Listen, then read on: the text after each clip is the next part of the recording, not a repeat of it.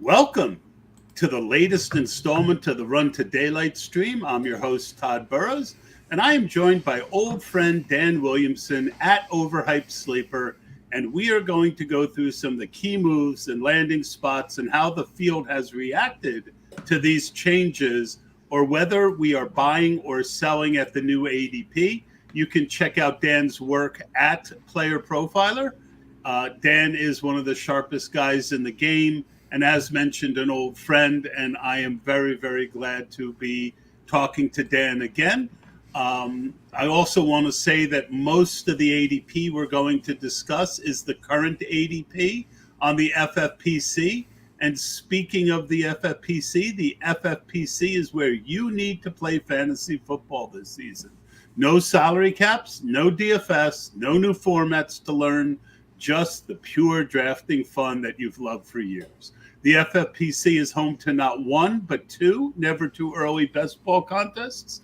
You can find me in the $125 tournament, and I am taking my best shot at 25 grand. I just started Team 5, a little slower than last year. I've kind of evaluated life and moving a little slower, but there's also, in case you want to play Superflex, there's a $35 never too early Superflex best ball tournament, and that might be the contest that you're looking for. There's over 130 incoming rookies already in the draft pool. You can also play season long, as both the 350 and the main event are live early this year.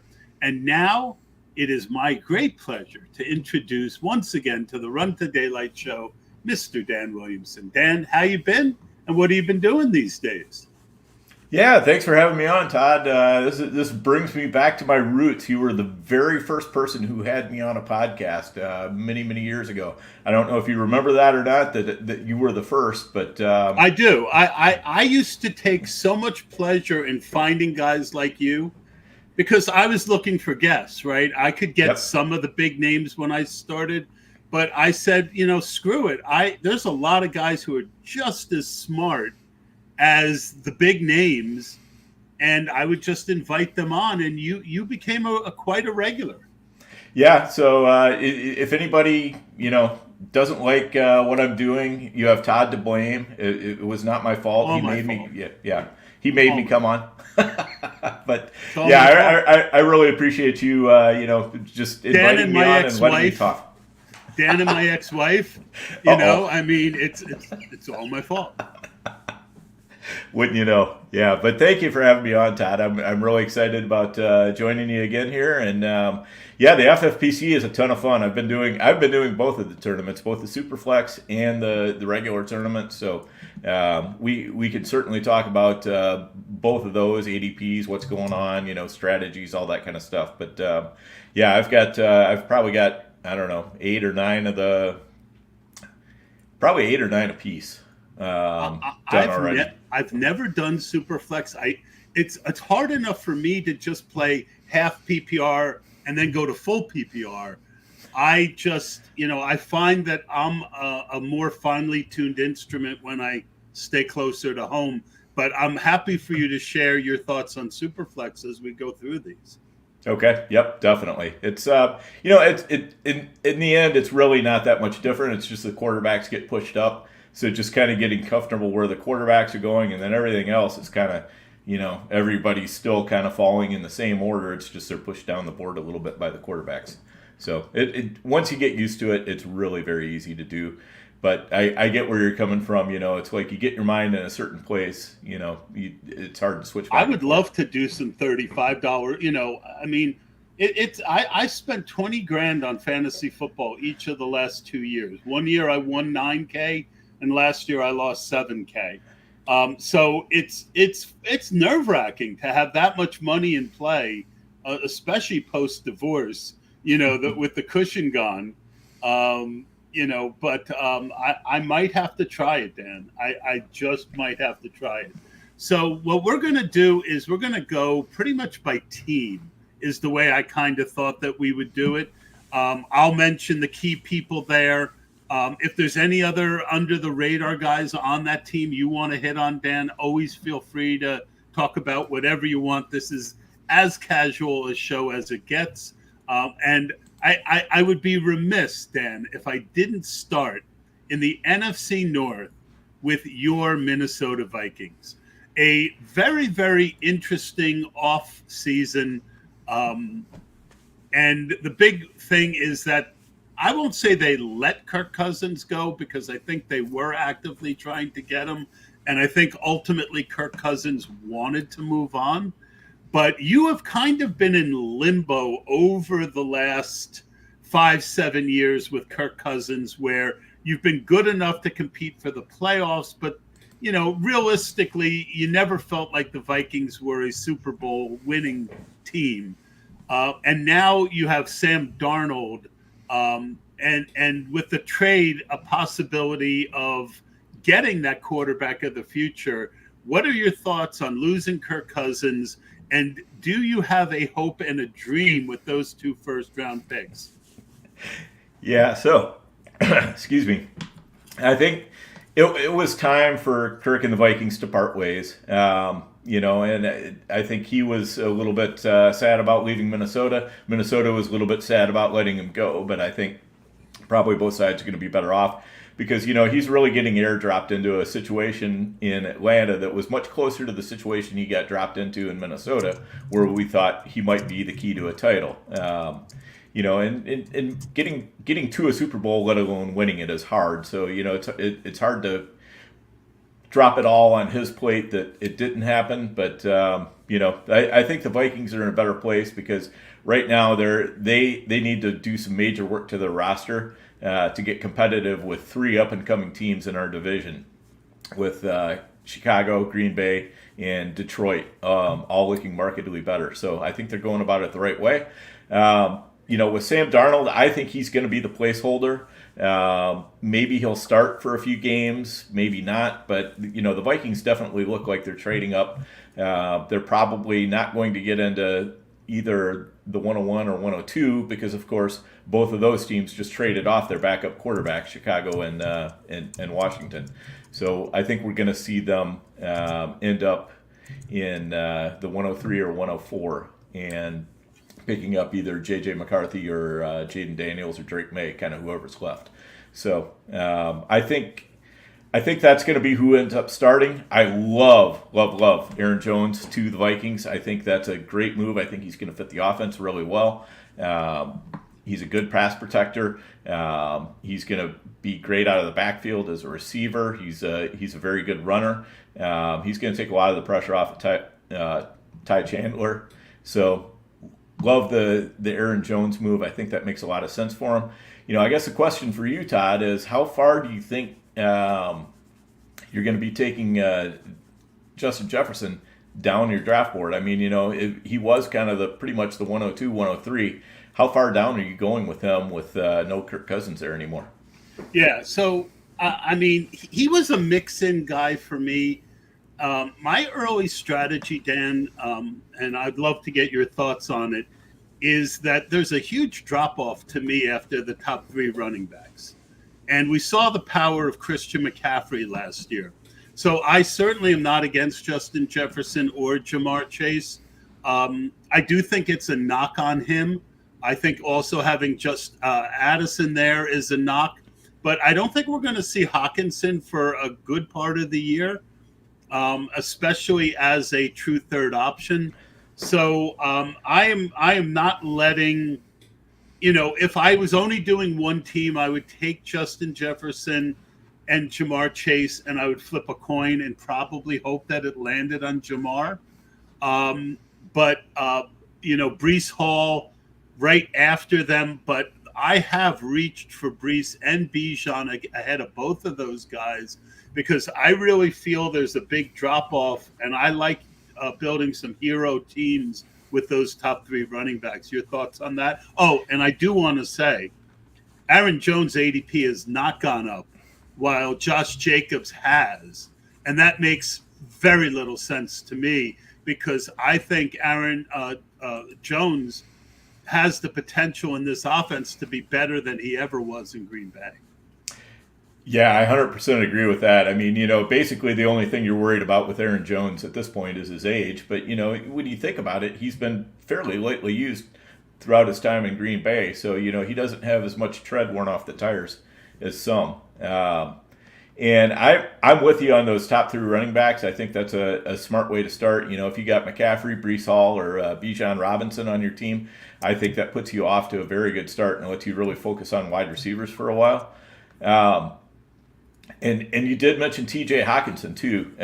He's right now going kind of basically around the end of the 7th round in FFPC, tight end 13. Todd, are you in or out at that price? I have zero. I just have zero. I mean, we've seen, I saw someone post about how Gronk came back 1 year after an ACL. But we've seen just too many times over the last few years these late season injuries, and then he's supposed to come back and compete. And I was out even before Cousins was gone. Now right. I'm really out. I mean, he's a guy that I want as a second tight end in the double-digit rounds, and then I'd be happy to load up and take a chance that he gives you some big weeks for the playoffs. But I do not want to be counting on T.J. Hawkinson to help me advance, especially in the FFPC, where you get $300 for advancing, and you don't need as tight a path to make it to the finals as you do on other sites. Yep, 100% agree. I do think the kind of the style of the contest lends itself to exactly that mindset. Yeah. All right. Let's move on to the Packers. We kind of talked about them a little bit. What are you doing with Josh Jacobs at ADP? At ADP, I'm okay with it. Just because, I don't know. I was in on Jacobs before because I figured he was probably going to land somewhere good. The fact that they brought back A.J. Dillon, if anything, might make me a little bit more confident in Josh Jacobs, just because we've seen what Dillon can do, and it's not a whole lot. And it kind of, it means that they're maybe not too interested in drafting a running back real high in the draft. So to me, it's a little bit of an insulation for Jacobs. So I like it from that extent. And ADP-wise, he has definitely moved up. He was going basically between the 5th and 6th round. Now we're kind of seeing him get up into the 3rd round. That's about the place. I look at him like Aaron Jones last year. I was drafting Aaron Jones in the 3rd round and very happy to do it. Didn't work out for me last year, but I think that's about the right place for the lead Packers running back. I needed to hear that because, Jacobs had that historic workload 2 years ago. Didn't look quite the same last year. Not all his fault. The line wasn't the same. But we've seen guys with that historic workload never, not always come back. And Dillon is a guy who, as much as you and I don't think he should get the ball, he gets the ball. So they've got so many weapons there. And they didn't throw to Aaron Jones that much, and Jones is a better receiver. So I'm kind of neutral on him, mainly because that's where Evan Engram, George Kittle, Brock Bowers, David Njoku go. And if I haven't gotten a tight end, that's typically I don't want to hit that next tier. So it's not just that I'm not crazy about Jacobs, but there's an opportunity cost for me where I look a couple rounds later at Pollard, Javonte Williams, Ramondre. There are guys a little later who I think you can reasonably argue will give you the Josh Jacobs points. Yeah, that's a good point. I mean, like even Aaron Jones might get you something close to what Josh Jacobs might get. And he's going 2 rounds later. So as far as your, relative to the other players, I definitely get that. As far as, what he can accomplish in that offense, I don't think it's egregious, but like you say, it's probably not a great value Yeah, I mean, just talking to you is cooling me a little. It might be heating you up a little. We'll meet in the middle it's somewhere. it's not heating me up as much as making me realize I need to take some because Right. I hadn't been. Yeah. So yes, I heated up a little bit. All right, let's move on. I think. Well, there is one guy on this team that I've been just loading up on. I am taking Dontavian Wicks 8 rounds later than Jaden Reed.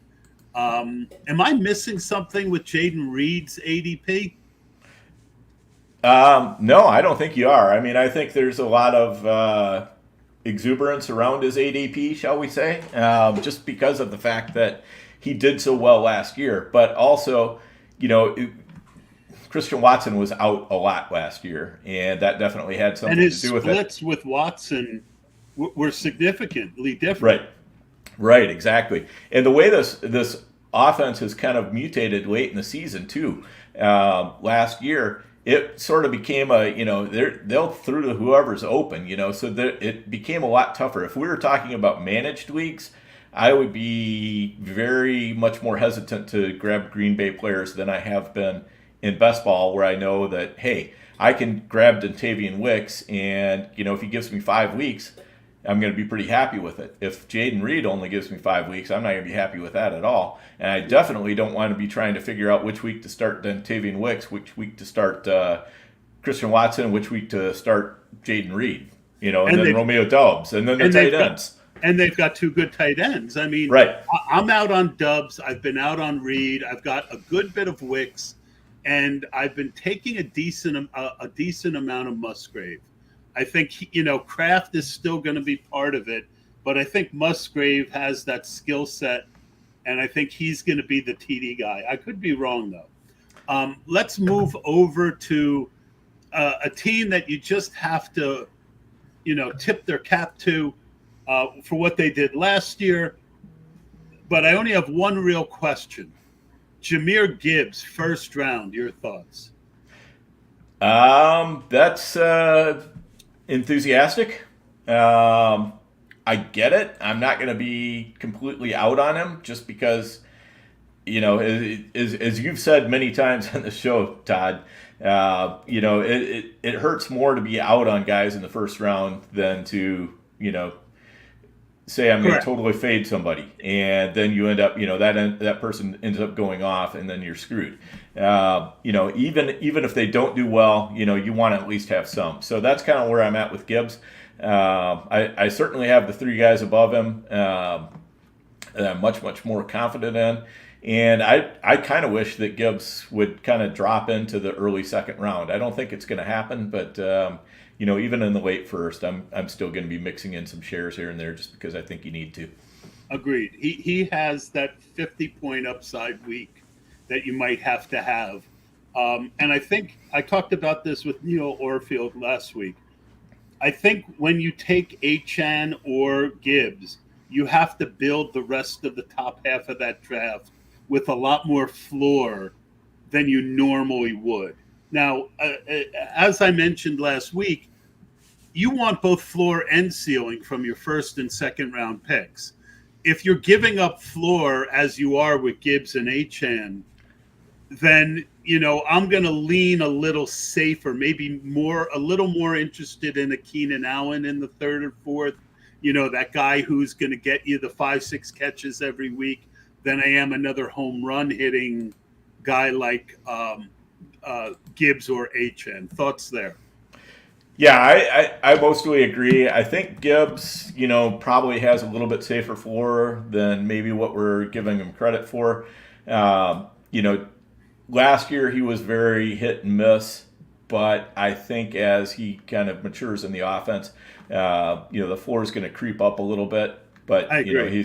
And we saw it when Montgomery came back from injury. He had a much better floor. Yeah, but he still, I just went back to double check the tape, and he still had in his last 7 weeks, and of course I'm cherry picking where to start from, but 11.3, 6.4, 5.3, and 9 were 4 of those last 7 weeks. And then, of course, you also had 17.2, 24.8, 26. So. But that'll kill you if you don't have Right. If it, on a, trying to advance, that can really hurt you. So all the more that to me says, you can't avoid him, but build differently when you take him. Let's move over to the Bears and Keenan Allen. We saw Justin Fields given away for a hot dog yesterday, and I don't even think there was mustard on that hot dog, Dan. I have to admit that I'm shocked. I thought Justin Fields would get a first and maybe a second pick, and nobody is interested in that dude. But the Bears, with Keenan Allen, Caleb Williams, DJ Moore, they brought in DeAndre Swift. I mean, this team is loaded for bear. And how are you feeling about the different ADPs? Caleb Williams might be my highest owned quarterback to this point. So I kind of lucked out by getting Keenan Allen there. But I thought that Caleb Williams, the negative talk that we heard about him dampened his enthusiasm enough that his ADP was succulent pretty early on. Yeah, and I don't have nearly enough Caleb Williams. It just kind of seems like my team's stacks have been taking me different directions a lot of times. I'm not happy about where I'm sitting with Caleb Williams. I will say that the Justin Fields trade, a 6th-round pick. I mean, the only way you're getting a hot dog for that in Chicago is if somebody put ketchup on it. So that's the only way that's happening. I mean, Keenan Allen they got for a 4th-round pick, and then they send off a 6th. I mean, you would have. If you're Chicago, you would have definitely taken anything close to a straight up trade of Justin Fields out, Keenan Allen in, and they came pretty close to a straight up trade there. 4th-round pick to a 6th-round pick. There's not a lot of difference there. How do I've seen DJ Moore drop a pick or two in the last couple days. He's still going to be a 2nd-round pick. Like most years, once you get through the middle part of that 2nd round, there's a lot of guys who I like just as much as guys in the late 3rd and 4th round. It always seems to me, Dan, that the middle to end of the 2nd round through the beginning of the 4th is kind of really flat. But any negatives for DJ Moore? Not a huge amount, other than we know that he had the connection going with Justin Fields, and we don't know exactly how that's going to shake out with Caleb Williams. Maybe Caleb Williams is going to prefer Keenan Allen. So I do think there is some risk with DJ Moore. You are talking about a rookie quarterback who, we all hope he's going to be precocious and just start lighting up the league from day one. But there could be some tough weeks early on before he settles in. So where DJ Moore and Keenan Allen are both going, one of them we're probably going to be sorry about in the end. I think you're right, and I think there's no way I'm stacking both of them with Caleb Williams. Maybe one time, like if I have 30 Caleb Williams shares, I might have one team with both of them. I'm not a big believer in spending, and history has shown statistically taking 2 guys within a stack early is not a way to be successful at basketball. No, I understand the allure of it. It sounds great, looks great on paper, and just doesn't work out the way that you need it to, because you need both of those guys to be really throwing out a lot of points on most every week, and have some weeks where they're both throwing out big points the same week. And a lot of times that just doesn't happen when you're all on one team. It's kind of tends to be a little bit more either or most of the time. Dan, they say the race is to the Swift, but DeAndre Swift was the big first running back off the board. Huge surprise to me. I thought that they were pretty good with Roschon and Herbert. This has absolutely tanked Roschon's ADP. Swift in the 9th round, I gotta say, I'm not a big fan of Swift after I was early in his career. But I do think that the ninth round. I mean, you can't dislike that. And I like Roche. I just took Roshan twice late. Roshan flying down boards. It says 10th round still in the FFPC. I got him, I think, in the 16th round and an underdog today. As Ferris Bueller once said, "It is so sweet. If you have the means, I highly recommend DeAndre Swift." Absolutely. I mean, because the thing is, Chicago is kind of telling on themselves with that deal about what they think about Roshan and Khalil.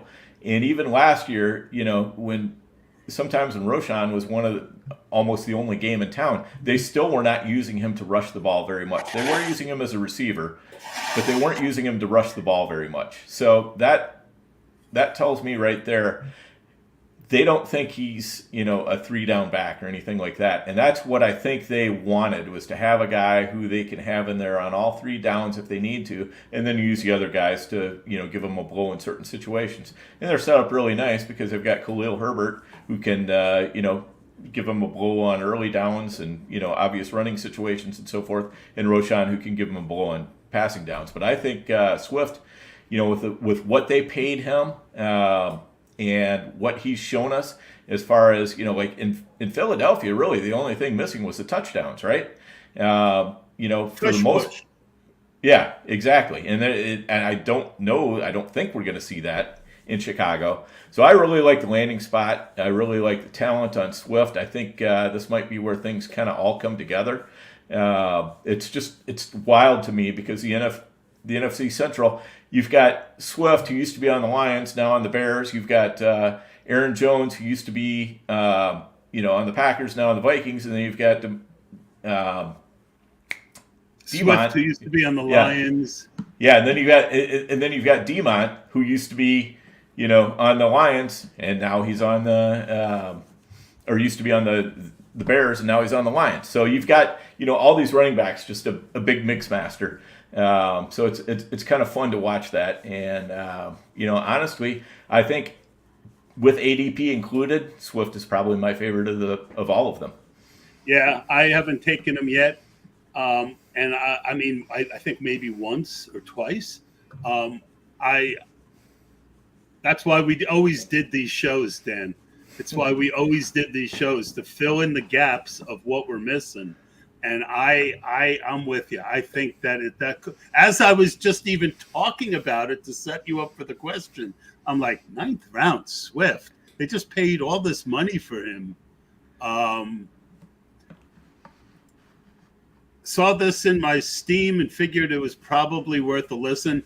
I don't know that it is, but I hope that I hope that you like football, and I hope that you like free agent talk, and I hope that you don't hate us. So thank you for jumping in. It's funny because I've noticed I've been getting a ton more listens than I used to. So I don't know what Elon is doing to kind of fluff up the numbers, but I feel a lot better when 66 people are watching instead of 5, even if it really is still just 5. Anyway, let's move on to the Falcons, who, as mentioned, got Kirk Cousins.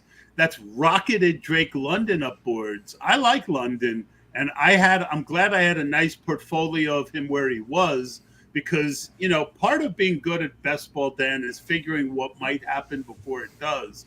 And there was enough signal that Cousins was buying a house in Atlanta. But I don't see Kyle Pitts necessarily really moving up much. I took him in the middle of the 5th round of an FFPC recently, ahead of a few of these other guys. So your thoughts on London and Pitts ADP? Yeah, I mean, with Pitts, it's like that meme of, the two guys with the hangman's nooses around their necks, and one of them's looking at the other going, first time. That's everybody's been there with Pitts. If you haven't been burned by Pitts, you're not playing fantasy football. So you got no balls if you haven't been burned by Pitts yet. Right, exactly. To Dave's point, he might be. We're to FFPC's tight end premium. If Pitts goes out and catches 90 passes in the 5th or 6th round, And with his size, Dan, finish yeah. what you were saying. Yeah, exactly. I mean, I think Pitts is definitely undervalued. I've been burned on him before, but you know what? The We're reasons ready to why. be heard again. Yes, I am ready to be heard again, no doubt about it. And with London, I think he's probably he's going in about the late third, something like that, maybe early fourth. I don't want to see him get too much higher than that because he's not Justin Jefferson. I think he's good, but I don't think he's Justin Jefferson good.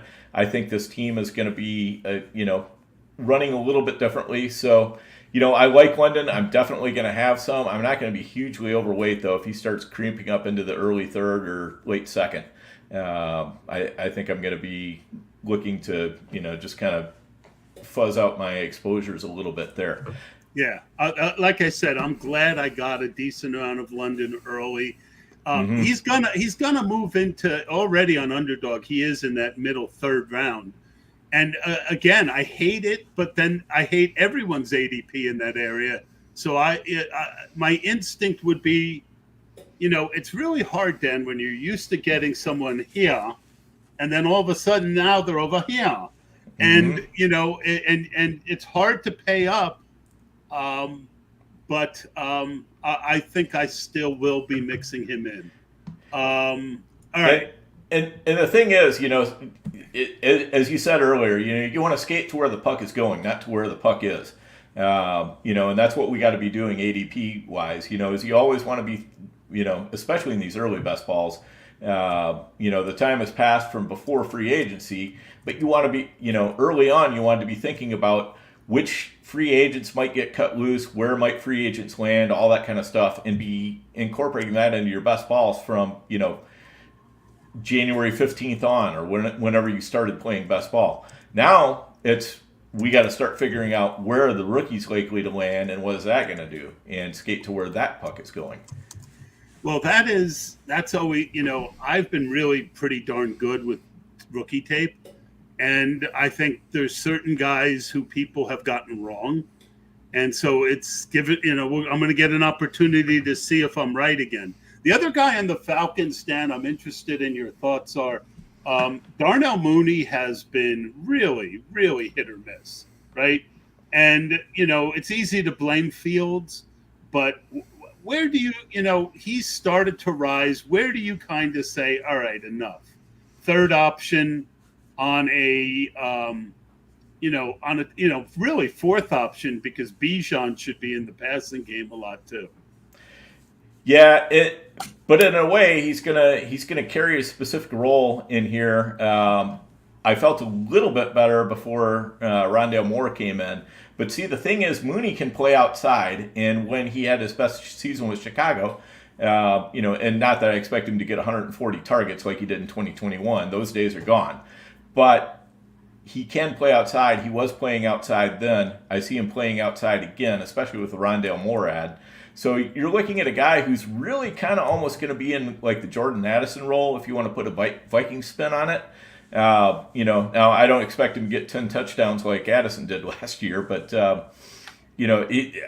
think he's going to have a good role. I still think he's going way too late. I don't mind pushing him up into the, 13th, 12th, maybe even 11th round, like Khalil Shakir or Darnell Mooney. Why would I want Shakir over Mooney? I don't see, I don't see the path. I get that. So to me, in the old days of best ball, Dan, when you were just trying to win your league, it was common knowledge that the Mooney types were great for best ball. If they give you those 3 long touchdowns a year in the 15th, 16th round, that helps you win your league and the $100, right, in an MFL event. Now, with these tournaments, I've kind of taken on the viewpoint, especially on Underdog and DraftKings, where I'm using the first half of my draft to advance, and I'm looking for the second half of my draft to try and help me win a tournament. So I'm not out on Mooney. I'm not avoiding him, but to me, he's a guy I'll mix in with Caleb with Cousins, who's, by the way, Cousins' ADP hasn't moved up that much, which is surprising to me. Um, I I would rather take a shot on some of these rookies I like who have a chance to maybe become the guy. I think the path to Mooney becoming the guy is harder. So that strategically for me lessens my interest in Mooney. Your thoughts on that whole gobbledygook? No, I think that's fair. I mean, if you're seeing rookie wide receivers going around the same place as Mooney that you feel like can be the guy, then you definitely want to take those guys instead. Because you're right. I mean, Mooney has a capped upside. What I see from him is that he's probably going to be running free a good amount of time in that offense. If you've got London on one side and you got Pitts down the middle, and you've got Bijan Robinson to worry about, and then if Rondale Moore can stay healthy, he's also doing stuff around the line of scrimmage. That's a lot for the defense to keep an eye on. And Mooney may be kind of the odd guy out some of those times. So, and Cousins is pretty good at getting down to a second, third read, whatever. So, if he's open, Cousins is probably going to find him a decent amount of time. So, I don't think Mooney is like a league winner or anything like that, but I think he can be a valuable contributor. But as you said, if you've got the rookie that you think can do better, then you should be taking him. I guess what I'm saying is I see Mooney as an 18-point ceiling guy on a given week, right? Yeah. I am more looking for 25-point ceiling guys going forward, especially on underdog. Now, FFPC, advancing each round, it's a different animal. More interest in Mooney on FFPC, but I've really kind of the reason I wanted to discuss it with you. It's kind of one of my biggest take. You know how every year we have some things we hopefully learned, and as an old-fashioned best ball guy, there's been certain parts of my game that were really good in the MFL 10 days that I've slowly, year by year, had to weed out because it doesn't fit the new dynamic of, where all the money is in these new tournaments.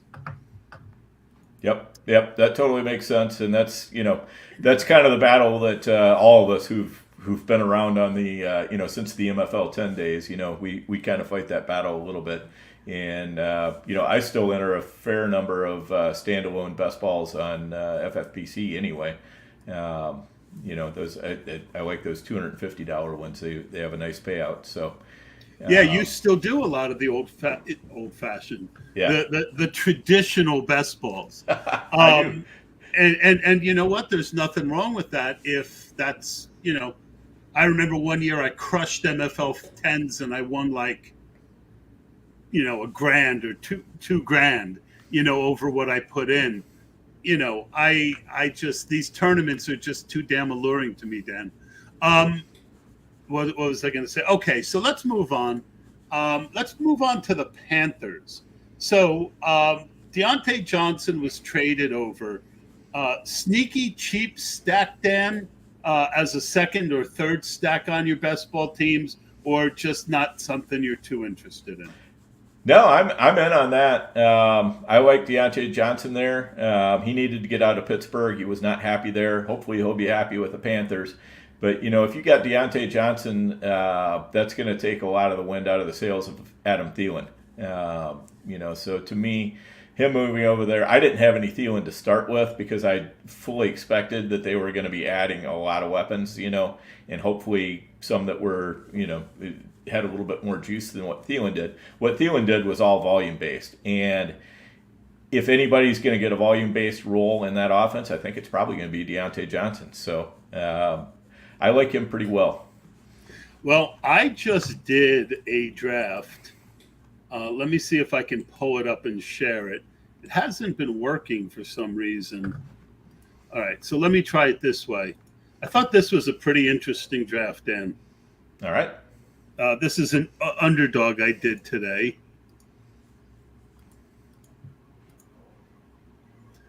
So I got Josh Allen and Bryce Young.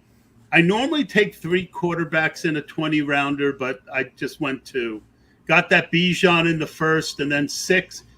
So true hero running back with 6 running backs. But once I took Bijan, it was all later guys and rookies. I got Pickens, Deontay. I like some of these rookies. I like Mike Williams' ADP now. I got Shakir. I went heavy on Kelsey and Kincaid. So I've got Kincaid with Shakir. But Thielen was so cheap. And I knew I was going to try and get Bryce Young, that I actually did it, but it cost me pick 79, pick 162, and pick 186 to pull it off. I don't hate that, Dan. Yeah, it's all right. And as you were showing that, I was looking at Deontay Johnson's ADP since the trade, and he's definitely moved up. We're starting to see more 8th round rather than 9th round, and if it gets much higher, it's going to be a little high. Especially in full PPR. The guy's always open.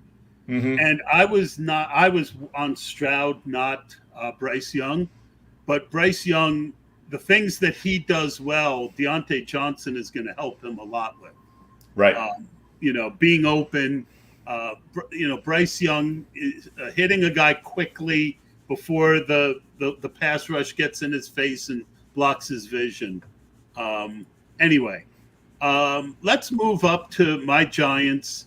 A lot of fans are upset with Barkley gone, but I can't argue spending all that money on the defensive end. Burns. You add him to Thibodeau and to the big defensive all-pro tackle, and you bring in Singletary, probably a rookie. I can't say – I think that I, as a Giant fan, always hated the Barkley pick. Running backs, as much as you and I grew up with them, it's tough in the modern NFL. I like, Giants haven't done much, but I kind of like what they did this free agency, building on the offensive line and the defensive line. Yeah, I totally agree. And, the one thing you can look at is at least Barkley saved you from Sam Darnold. So, things aren't all bad. But, here's the thing. I think that the Giants are kind of doing it right. I think the Giants got fooled a little bit by their 2022 season. When they made the playoffs and everything looked great, Daniel Jones looked fantastic, and they're giving Jones they gave him a big extension, and they're kind of like, let's run it back in 2023, and everything fell apart. And now looking ahead to 2024. I think they're doing the right thing. They're trying to build the defensive line, hopefully the offensive line, and it's going to be a little bit of a bad year probably on offense for the Giants. But if you're going to have a running back in that kind of situation, Devin Singletary is probably a guy who can do about as well as anybody in that kind of thing, because he can be used as checkdowns. He can, they're going to be behind a lot, I think, unless their defense takes a big They could add up. A guy like Jaden Wright, right? A home run hitting third down guy, change of pace guy. I like Ray Davis a lot, so I'm interested to see what they do to add there. And I think Singletary isn't going to cost you too much. That's the nice thing. Yeah. He's relatively cheap. And if you're kind of stuck a little bit at running back, and you're getting into the 10th round, that's a lifeline right there. Yep, I agree. I think he's in, as the DFS guys like to say, he's in play. Yes. Speaking of Barkley, I was taking him at the end of the 2nd round, beginning of the 3rd, a decent amount, as much as I take anyone in that range.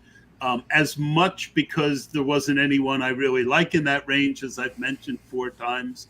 But now he's moving up to the middle, and he might make it to the early 2nd round. What are your thoughts on Barkley? Do you think that they give him a bigger role than they've given other backs the last couple years? I mean, maybe, but I'm very hesitant on Barkley because, it's going to cost a lot to be wrong. So, he's not anybody I'm going to be overweight on. Again, first couple rounds, I don't want to be completely out on anybody. So I will have some Barkley, but yeah, I'm nervous because, I don't think it was just Jason Kelsey that was, leading to the success of the brotherly shove. I think Hurts had a good idea of, where to burrow in and, get that touchdown. And I don't think they're going to really go away from that too much. I mean, I think he's going to be losing those touchdowns. I think that, they just don't use the running backs in the passing game that much. Now, if you add in Kenneth Gainwell plus DeAndre Swift, then maybe, yeah. But then you're saying, okay, well, I want Barkley to get, like 90% of that share. And I don't think that's really realistic either for him to get 90% of the share of all their targets to running backs. So I think Barkley's ADP is a little bit overheated. I'd feel a lot more comfortable with him middle of third round, something like that. But I'm not going to be completely. Where a guy like Achane, I'd rather go for that. And a guy that I wasn't in on, but boy, the Rams certainly put a lot into the offensive line. It's hard not to like Kyren Williams now more than Barkley based on the amount of workload that he could see. Yeah, exactly. And the thing is Kyren he's been doing the the Neo thing from dodging the bullets and everything. All these free agent running backs landed, and none of them landed on top of Kyren. Which is what I was really afraid of. Now we still got the draft to go. They're still going to definitely add to the running back room there. They have to. They're not going to let it sit as it is. Ronnie Rivers not doing it for you? Well, it's a shallow river for sure. Yeah. Oh man, that was a great comeback. I love that. That was awesome. So there you go. Yeah, I mean, you get Todd and I together, and you go a half an hour without a dad pun. Something is definitely. Post divorce, I don't know what it is about divorce, but I just don't pun as much as I used to. We got to work on that then, Todd. Oh boy. All right. So last team in the AFC East. Eckler was added. I was out on Brian Robinson's ADP. Now he's dropped. Eckler is someone I was drafting, but now I'm a little worried about. And I've been a big Terry McLaurin guy this offseason. Last year was my first year not drafting Terry McLaurin, and I finally got it right. But, I mean, whether it's Drake May or Jaden Daniels, and I have to believe it's going to be Drake May, that's a pretty significant upgrade in being able to get the ball to Terry McLaurin. Your thoughts on Eckler and McLaurin? Yeah, I've been drafting a good bit of McLaurin. Basically, I've been getting McLaurin. Jahan Dotson is just insanely cheap. So I've been grabbing some of him as well. Brian Robinson, I was in on. I figured probably something was going to happen there. I think Eckler might be semi worst case scenario for him, but then again, if you believe right. that Eckler was hurt last year and he's still Eckler, then Brian Robinson is. That's very bad news for him. So, but the thing is, this is one of those uncertain backfields. Neither one of them has really risen in ADP or really dropped very much in ADP. So people just don't know how to react to it right now. And, it's one of those backfields where, really, if you wanted to, you could probably grab both. I wouldn't do a lot of that, but, that would be a strategy because you might see some games that are Eckler games and some games that are B-Rob games, or maybe one of them gets hurt and the other one, skyrockets. I think they're just about cheap enough where you could pull that off. I'd really rather them be another round or two less, and maybe they'll drop. I don't know. But, neither one of them really excites me right now, I guess is the long and the short of it. So I haven't been drafting much of either one. Let's skip over the Cowboys and move to the AFC. Just as the Cowboys skipped over free agency, kind of mind-numbingly so, with a team that everyone, it's funny because I saw someone talk about how cheap Jerry Jones was, and it never really occurred to me. But I mean, they normally. I thought they would at least re-sign Pollard. So I don't know what they're doing. In the NFC, AFC East, the one, you know, not a lot of skill player movement there. Curtis Samuel. And what are you doing with Stephon Diggs? What I mean, now they're saying Diggs might be gone. Very interesting times in Buffalo. Yeah, I mean, I think when you get a pissed off Diggs, you probably got the right Diggs. So for Buffalo, it's been trying to ride that line between not letting him get too pissed off, but keeping him in the game as well. I don't know if he's still going to be around or not. He's a guy that I'm taking some shots on, but I'm not overweight or anything like that on Diggs because he could end up anywhere. I think the most likely is that he's going to be in Buffalo still, but who knows? He could get moved on draft day. We just don't know. I think the more interesting. Oh, go ahead. I've been taking a decent amount of Diggs and Devontae Adams because to me they have the most upside in that range of question mark. In other words, I would feel much better about Diggs at the end of the third and Adams in the early third, but that they're just not there. But they still have the most upside to me out of those guys. So I'm overweight on Diggs, but I can't say it's comfortable. What did I cut you off from saying? Oh, I was just going to say that I think the really interesting question, which I think you were getting to, was Curtis Samuel versus Khalil Shakir. Cue your Spider-Man meme here, but these guys kind of run the same. They're both heavy slot guys. Neither one of them really works outside all that well, and and then you've got Dalton Kincaid also doing a lot of slot work. So I'm just interested to see how they put all these guys in there. I think somebody is going to really disappoint at ADP. Maybe even two of them might disappoint at ADP. But I'm just going to take the cheapest one, which is right now Curtis Samuel. I love his speed and the things that he can do with the ball in his hands. He's a guy you can manufacture plays for in a way that you can't with the other two guys. So. For that reason, Samuel's been the guy I've been drafting the most. But I'm mostly gonna take them when I have Josh Allen. Right. Exactly. I don't see that kind of great upside. And if Diggs is gonna go, most likely he's gonna go on a draft day trade so that they can move up and get maybe a Brian Thomas, maybe a Troy Franklin.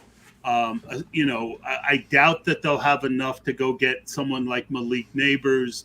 I'm not a big Odunze guy, but I could certainly, if Diggs goes, I have to believe it's in a move to get one of these big rookie wide receivers somehow. Yeah, there has to be a receiver coming back one way or another. However they work it, whether it's maybe they could do a straight swap with the Raiders for Devontae Adams. I don't know. Anything's possible, but I think you're most likely right. If he goes, it's probably going to be a draft day trade to move up and get somebody really good that they feel really strongly about in the draft. All right, that does it for the AFC East. In the AFC North, the King, we've seen him, Derrick Henry. I was drafting, after being out on him last year, I was drafting a good amount of Derrick Henry. But, man, I'm going to throw in the whole thing, right? So I was getting a lot of Lamar Jackson. And you know how, Dan, when you're getting a lot of a guy, after like 3 or 4 drafts, you're like, wait, am I missing something that I keep getting this guy? And I feel like they didn't let him throw as much. He didn't run as much. And now you've got Derrick Henry there. I like Derrick Henry in the late third. I like Lamar Jackson some, but I think there's a little bit of risk there that I was missing. Yeah, I think that's fair to say. Lamar is a guy that I've been, again, he's one of those guys that's really dangerous to fade all the way because we have seen what he can do. And I do think that they're looking to add more pass catchers, because the problem is he's been starved of weapons. Even last year, Mark Andrews was out for such a substantial chunk of time. You have a hard time seeing how that offense really works if they have all the receiving weapons going. So, they let him throw the ball a lot. Right. I'm not worried about his throwing the ball, but then you add Henry, and that means even less rushing touchdowns, maybe even less rushing for Lamar. And,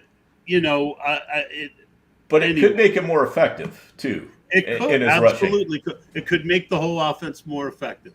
Yeah, I'm definitely not fading either of them. I'm just saying that I think I had a kind of the old view of Lamar as this guy who ran the ball a lot. And I just think as he's matured, we're starting to see that shrink. Let me look up his stats. All right. And what do you think about Zay Flowers? Just curious where you're at on him while you're looking up those stats. I can't draft him there.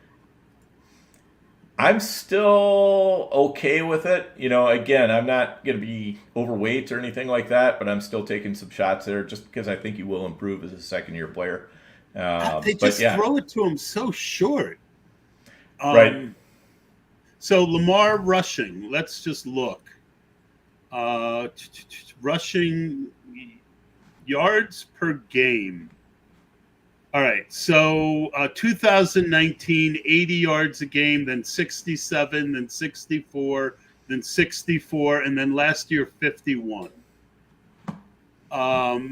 So he's definitely rushing the ball less. He did have 148 attempts last year, so I don't know.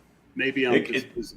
It comes down to touchdowns, I think, here, because last year that was one thing the Ravens struggled with was just scoring touchdowns. And it seemed like often when they did, it was like, Gus Edwards punching it in or whatever.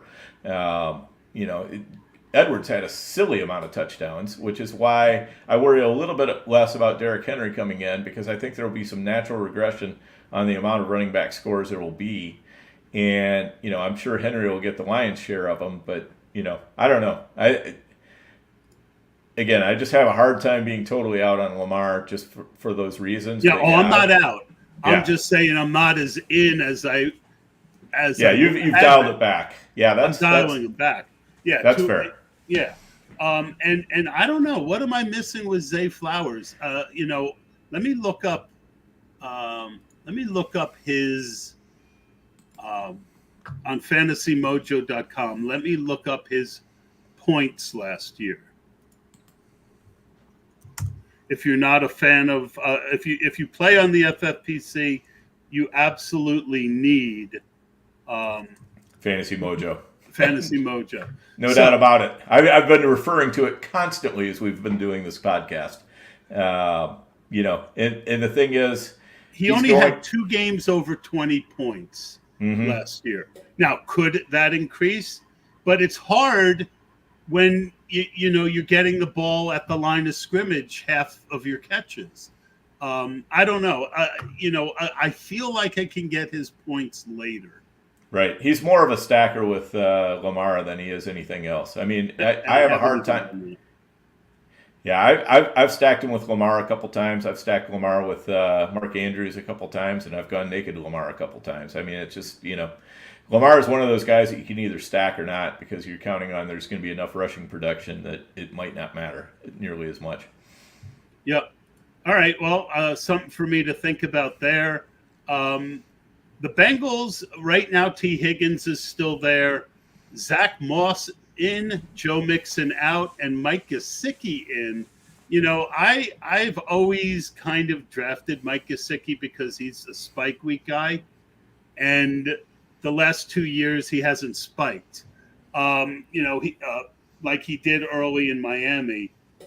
Are you in on either of these guys? Gesicki late as a third tight end.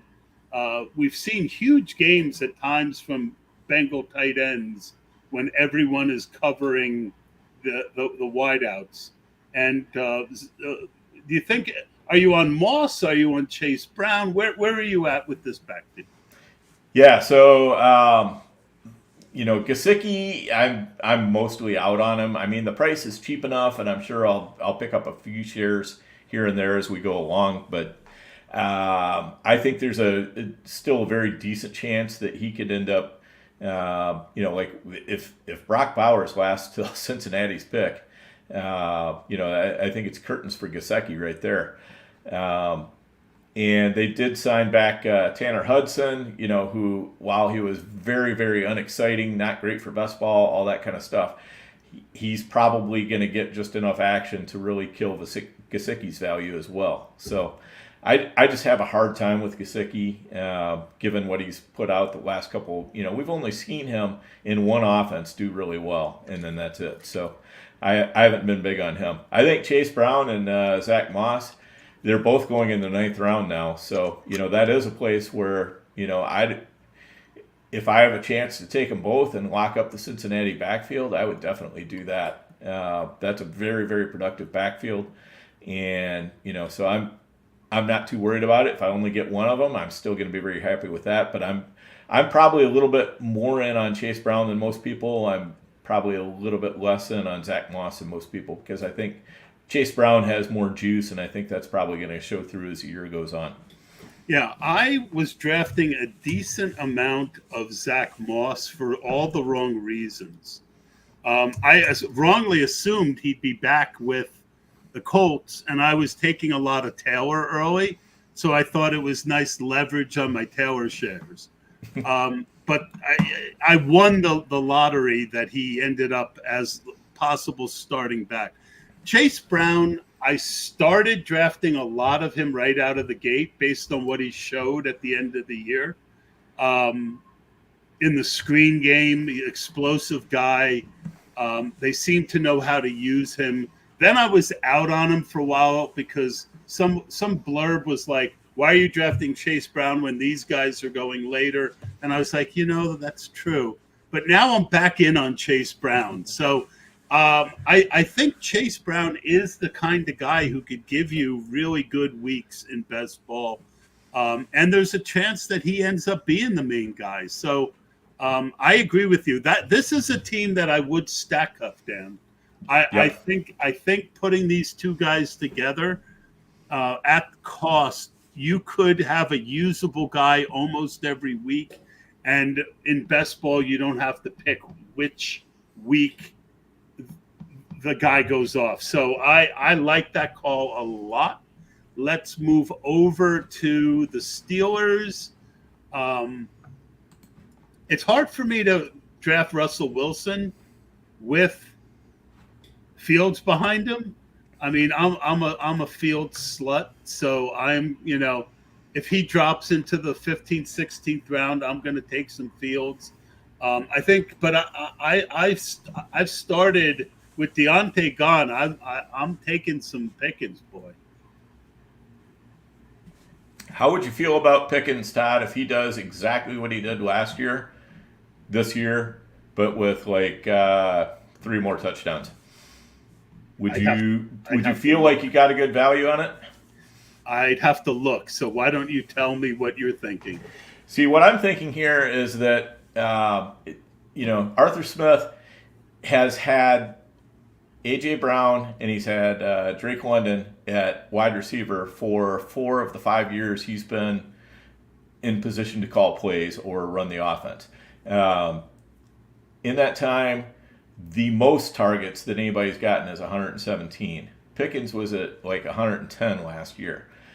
So I don't think that Pickens is necessarily going to get a great deal more targets than what he got before.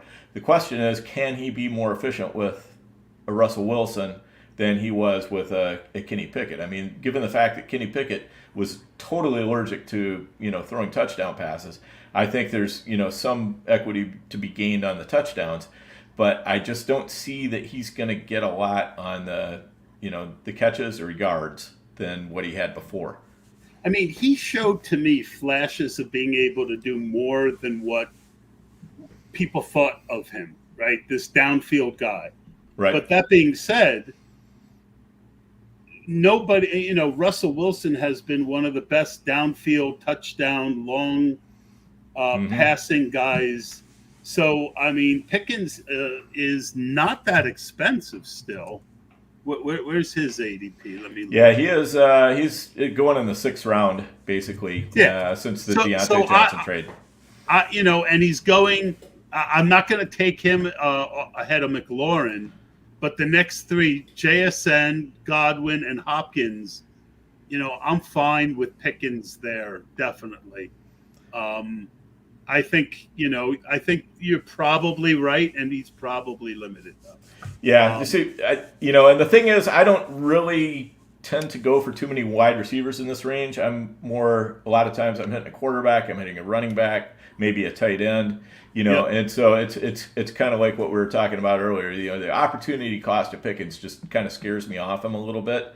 But to your point, he is I think a special talent, and I think Russell Wilson will get the ball to him much better. So it's not wise for me to be completely out on him. All right, let's finish up with 5 or 6 bullet points. Dan, the first one is Mixon for Singletary. The ADP is good. How much interest? And also, what are your thoughts on Stroud, Collins, and Dell at ADP? So Collins worries me a little bit. I like Dell at his ADP. Collins is just it's a little bit frothy for me. I'd like to see him a little bit more down in the Dell spot because I don't know. I think they're going to be alternating a lot. Who has a good week. I don't mind Stroud where he's going, though I wish he was doing a little bit more running. I'd love Stroud if he was down around where Dak Prescott is because I think they're kind of the same guy a little bit in fantasy. So when you can get Prescott a full round later, that gives me some pause on Stroud, but also I want to have some Houston stacks. So I am getting some Stroud as well. And as far as Mixon, his ADP is definitely shot up, but he's still going in like the 5th, 6th round. And if you've got the Houston lead back in the 5th or 6th round, that feels pretty good. I mean, Mixon's not bulletproof, I don't think by any means, but he's got a nice role, and right now he does not have much competition, and so I'll, 5th, 6th round, I'll take bets on that for sure. I am kind of out on all of them at ADP. Okay. Mixon, I think you've got to take some. Collins, obviously. I had a good bit of Tank Dell last year, but a small guy coming off of a tightrope surgery, and there's talk they're going to add another weapon. So until the draft, I'm out on Dell. Because I think there might be another player involved in that offense, and I think I might be able to get my Tank Dell shares. And then there's a good chance you're going to hear news that, tightrope, and I just think 3rd round is a lot for a guy with his as good as he was. But the biggest thing for me is that I think that team got behind a lot more last year than they're going forward. And when they were behind is when they scored all their points for fantasy. So I think you're paying a premium, and I think that the head coach showed a conservative nature that just makes me a little worried and more looking to find the next situation. Add in maybe they figure out Bobby Slowick's defenses wise up to what he's been doing. I don't hate any of them, but I don't find myself drafting much. Dan, this is the year Gabe Davis does it, right? yes, I think you should draft a lot of Gabe Davis so I don't have to. I mean, I think, Gabe Davis is going where he should have gone in Buffalo the last couple of years. Right. And I think that, now he doesn't have Josh Allen. So I just never have a lot of Gabe Davis. Someone I have taken repeated torpedoes on Twitter from Gabe Davis stands about. How are you playing Pollard, Spears, and Hopkins Ridley at ADP? I've been mostly steering away from Pollard and Spears just because I think that situation's a little bit murky. They're both going at an ADP, which is to me too high. Like it's normally you want to take the cheaper running back if it's a murky situation, but neither one of these guys is really especially cheap. So to me, there's just more downside risk than upside risk there. One of them almost has to win, like a 65% share at least to really pay off at ADP. And I'm not sure if that's going to happen. Hopkins, I do like at ADP. I liked him a lot better before Ridley got there. Now with Ridley there, I'm still kind of rethinking where I'm at on Hopkins. And to be honest, I'm not quite sure where I'm at on Hopkins right now. That's something that's still kind of tossing around in my mind. Do you have any thoughts on that, Todd? I'm right with you on everything you just said. I was taking Pollard because I thought he was going to end up back in Dallas. Now, I mean, I was famously on Tajay Spears last year. I think that, I had almost no Spears this year. I always thought they were going to add someone that they weren't going to let leave the backfield to him. I think Pollard was a little bit more than I expected, but I will take both of them on drops at ADP. That's kind of where I'll get them half round, a round late. I think guys like that in unfamiliar circumstances, and you could throw Nuck and Ridley into it. Those guys tend to be steamier in some drafts than in others. So it's not a good offense most likely. So I only want them when I can get them at a value, and then just mostly to kind of cover for, what if, more than a deep belief in them, Dan. Interestingly enough, now one thing for your listeners, Todd, is if you're on the Fantasy Mojo site, make sure you're clicking on the player name so you can get the scattergrams for those players, and you can kind of see exactly where they've been going in drafts from the start of the year. And if you take a look at Tajay Spears, he's dropped off precipitously. I'm looking at the ADP on Mojo, and it tells me one thing, and then I look and I see, basically since free agency started, he's been drafted 3 times, once in the 5th, once in the 8th, and once in the 9th. And it's like, whoa. In 8th, 9th round, I am perfectly content to take Tajay Spears. Right, exactly. And Tony Pollard, same thing. He's dropped down into the 8th, 9th round. So at those prices, then I tend to be a little bit, I'm willing to sprinkle them in a little bit more. So, those scattergrams are great. Make sure you're taking advantage of those if you're. And I've always promised Mojo I wouldn't show his stuff without permission. So I won't give you guys that. But it was something that Mojo covered on the pod he did with me, though, a couple weeks back. Hooray for Hollywood. Yeah, hooray for Hollywood. They've had so many wrong answers there. I will take my chances on getting some Hollywood. I haven't done any drafts where they've gotten far enough along, but it looks like is he still going? He's got to be moved up from the 10th round. That's where I had him at on ADP. So let me look. Yeah, I'm trying to find him as well. Yeah, here we go. Okay. So it looks like the last few drafts he's been more in the round 7 to 8. So yeah, I'm in at round 7 to 8.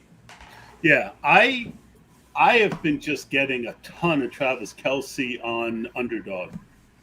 Late third, early fourth round. I stacked him with I took CeeDee Lamb in the first, came back at the end of the third with Kelce, got Mahomes early fourth, and Dak, a few rounds later. Man, I love that team. Kelce is not dropped on FFPC, but on underdog half PPR, fourth round, Dan. I think, if anything, having more weapons around him, we saw in the Super Bowl and the NFC Championship game, he can still play. Mm-hmm. Yeah, he definitely can. I mean, Andy Reid has come out and said, we're going to kind of throttle him down during the regular season to save him for the playoffs. So I do take that into account, and I think that's probably the difference. You're looking at the difference between half PPR and 1.5 PPR for tight end on the FFPC, which is why he just basically never drops there. I don't love the value on FFPC, but I think on underdog, where touchdowns are going to have a much heavier weight than they would on the FFPC, I do think he becomes interesting, and especially where he's going. So I've been pretty light on him in FFPC, but same as you on underdog, I've been getting a good amount of Kelce. All right. Anthony had asked, have you seen any guys pushed down? I think we've covered a number of guys that we've seen pushed down, but I wanted to mention to you guys that I'm going to be doing something new for Sharp Football Analysis this year. They asked me to do rankings for best ball. And I came back to them with something. I said, everyone does rankings. They're meaningless, right? If I have one guy 8th and someone else has them 10th, another guy at 5.5 and another guy at 5.8, it really is meaningless as to how I actually play best ball. So I threw back at them something called confidence rankings. So what I'm going to be doing is taking underdogs ADP, and every 2 weeks up until the draft, up until July, and then we'll start doing it weekly. We're going to have 4 colors. About 50 to 60% of the players are going to be white colored, and that means draft them as you will. There's no big advantage, no big disadvantage. Consider all the other factors that you want to think about: stacking. Everything, they're a fine pick where they're going. Anyone who is green is people that I am pushing up to kind of my higher levels of ownership, which is 15% in the first couple rounds, and then it gets up as high as 25% late. I had 35% Tajay Spears last year. Yellow is guys who I will only be drafting on discounts. We talked about certain guys like that recently. And then red are guys that at ADP I'm pretty much just out on, right? So you're not going to, so between green, yellow, and red, you'll probably have 40% of the squares colored in, 60% will be white. So you can really see how I feel and how I draft. And hopefully that will help you in your best balls. Dan, your thoughts on my confidence rankings idea? Yeah, I totally love it, because honestly, when I go out to Vegas, that's exactly how I have my spreadsheets, almost exactly the same thing. I don't do it quite exactly the same, but it's the same concept. I have guys that are, these are guys that I'm targeting heavily. These are guys I don't want at all. I guess I don't really have the yellow and white are kind of the same to me, but I got my guys in red. I've got my guys in green, and then everybody else is just kind of depends on the situation or how well they fit my team, or, whatever the case may be. So I think that's a great way to draft, and to think about it in terms of, the value where they are, because, a guy who's in white can turn green if he drops a couple rounds. A guy who's in red is not going to turn green no matter what.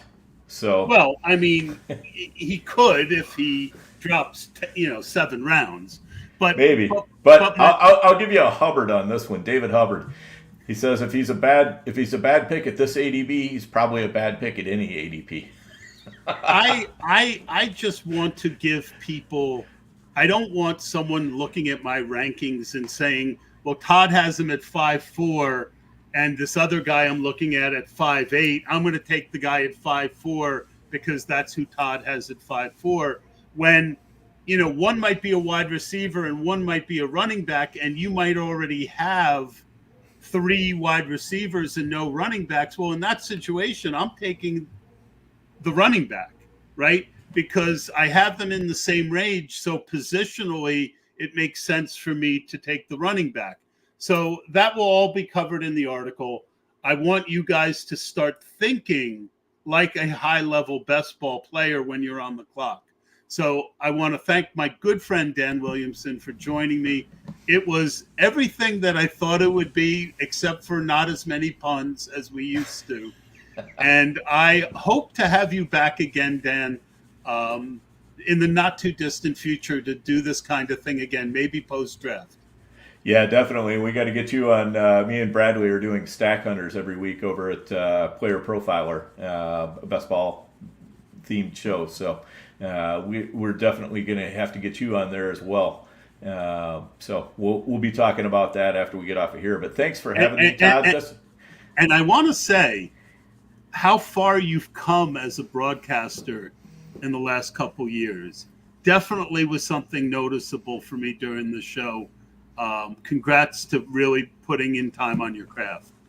Oh, thank you. I appreciate that. And again, I appreciate you getting me started in this whole thing. And it's been such a fun ride, and always good to reconnect with you on here. You and I are in a couple different chats and things where we get to interact, but it's always nice to just be able to, kind of go face to face for an hour or so.